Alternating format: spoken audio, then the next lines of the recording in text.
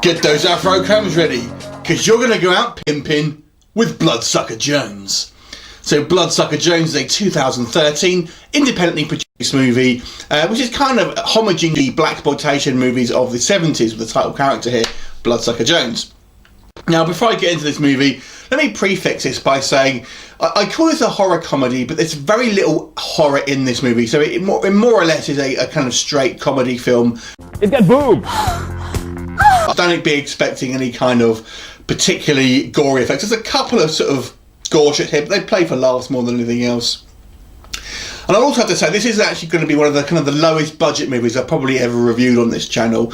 So again, don't be expecting high production values. But does that mean it's still a worthwhile film? Well, let me tell you about the kind of plot here. Now, the plot here is minimal, to be honest, because it really just is an excuse to kind of move these kind of gags on from one scene to another. But basically, to my sort of surprise, the actual main character isn't actually Bloodsucka Jones himself. Basically, it's a character called David, who is this kind of lonely guy who happens to meet this girl, and they kind of fall in love, but it turns out this girl is a vampire.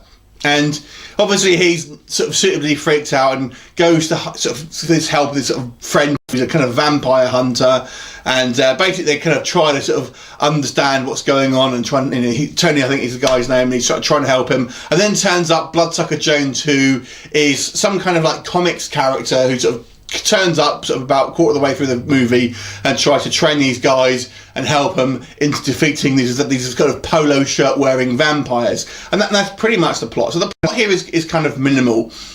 The focus of the movie really, as I say, is on comedy. And like I say, we have Bloodsucka Jones here by the actor's name is Preston Gant, I believe, and whenever he's on screen, I have to say he's got some fantastic sort of cinema presence, and it was always a pleasure to watch him, I have to say, and I enjoyed him in this movie. In regards to the comedy, it's kind of hit and miss, to be honest. There are some genuinely funny scenes and genuinely funny writing in this movie, and on the subject of writing, this movie is actually a passion project by a guy called Justin Armao. I think that's to pronounce his name. And basically he's the producer, the writer, the director, and actually stars in this movie as well. And he's really the main character. So this is really his project from start to finish.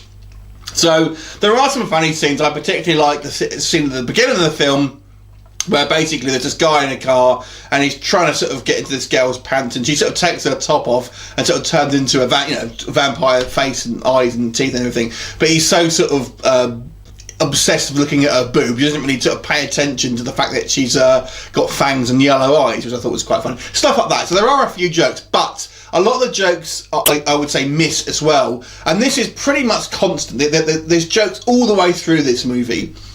So some of the jokes hit, some of them don't. So it kind of gets a little bit tiresome in a way, because some of the jokes don't always hit the mark and end up becoming just a little bit preposterous after a while.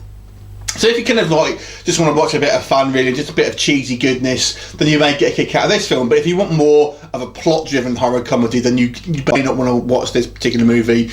But it is quite fun.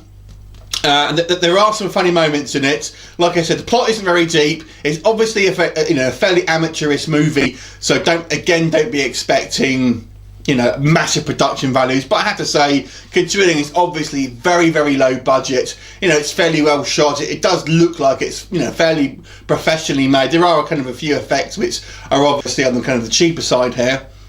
But like I said, it's kind of going to be a kind of specialist film in a lot of ways. You're either going to kind of like this film, but if you want some cheesy fun, you may get a kick out of this. But I would say that the humour is quite lowbrow. But did I mention we got boobs? Big boobs.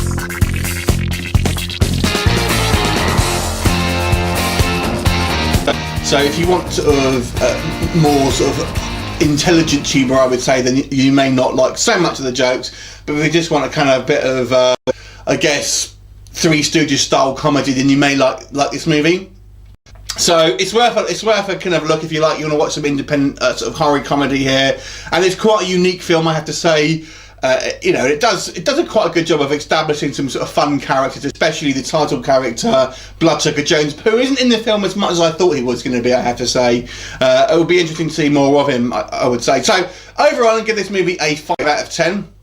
It had some sort of fun elements to it, but like I say, don't be expecting anything too sort of highbrow or too kind of plot driven. So 5 out of 10 for you. What did you think of it? If you've seen it, leave me a comment and I will look forward to seeing you next time. Bye for now.